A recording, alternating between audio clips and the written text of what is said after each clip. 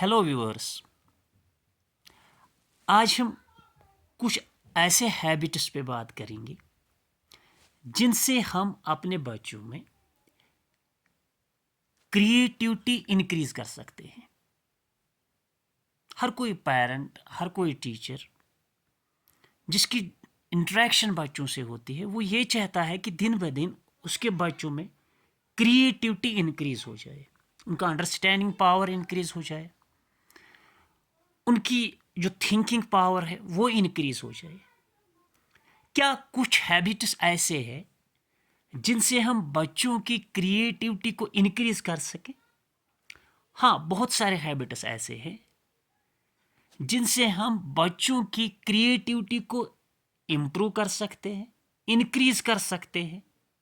या कुछ ऐसे भी बच्चे होते हैं जिनमें हम क्रिएटिविटी क्रिएट कर सकते हैं। चलिए हम आज ऐसे कुछ हैबिट्स पे बात करेंगे। सबसे पहले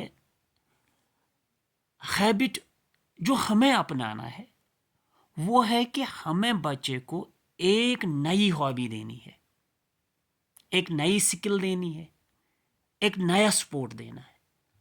नॉर्मल में हर कोई बच्चा कोई ना कोई हॉबी फॉलो करता है।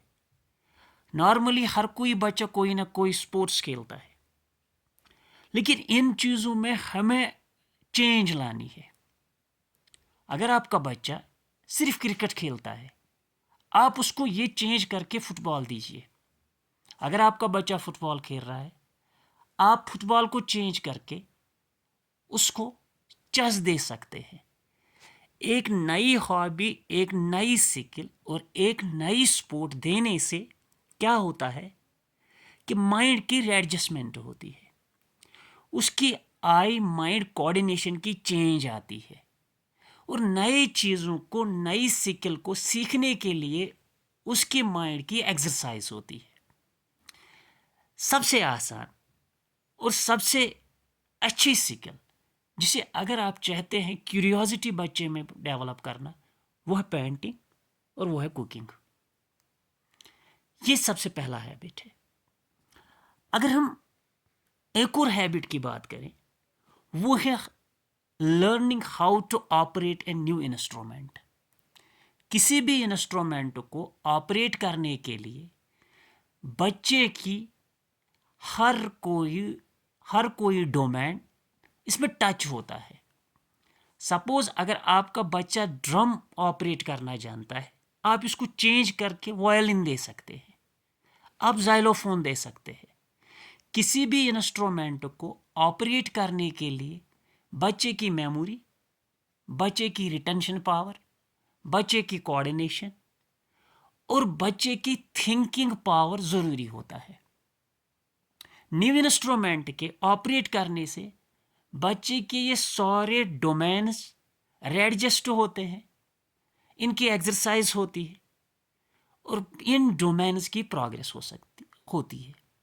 हम आते हैं तीसरे हैबिट पे। ये बहुत ही आसान और बहुत ही सिंपल हैबिट है। वो होता है पजल्स को सॉल्व करना, रिडल्स को सॉल्व करना। जैसे वो क्रॉस मैचिंग होती है, जैसे हिडन आंसर्स को फाइंड करना, जैसे कुछ ऐसा तरीका ढूंढना जहां एक आंसर हो लेकिन वो छुपा हुआ आंसर हो। इन पजल्स, इन रिडल्स और क्रॉस मैचिंग या हिडन आंसर्स ढूंढने से बच्चे का जो डोमेन होता है, जो उसकी थिंकिंग होती है, जो उसकी लॉजिकल थिंकिंग होती है, वो डेवलप हो जाती है और इससे आप बच्चे की प्रोग्रेस दिन ब दिन इंक्रीज कर सकते हैं। एक और हैबिट जो कि बहुत ही इंटरेस्टिंग हैबिट है, जिस भी बच्चे ने कोई भी स्किल अंडरस्टैंड किया है या आपने अपने बच्चे को या किसी बच्चे को कोई भी स्किल सिखाया है, इसका सबसे अच्छा तरीका ये होता है कि आप उस बच्चे को ये कहिए कि आप ये स्किल आप किसी और को टीच कीजिए, किसी और को सिखाइए। इससे आप बच्चे की कम्युनिकेशन स्किल, बच्चे की अंडरस्टैंडिंग स्किल और इससे बढ़कर आप بچے کو ایک انوائرمنٹ پرووائڈ کر رہے ہیں جس سے بچہ اپنے آپ کو خود ڈیولپ کرنے کی کوشش میں لگا رہتا ہے. یہ کچھ سمپل ہیبٹس ہے جس کے کرنے سے آپ بچے میں کیوریوزٹی، انڈرسٹینڈنگ، لاجک، تھنکنگ ڈیولپ کر سکتے ہیں. Thank you.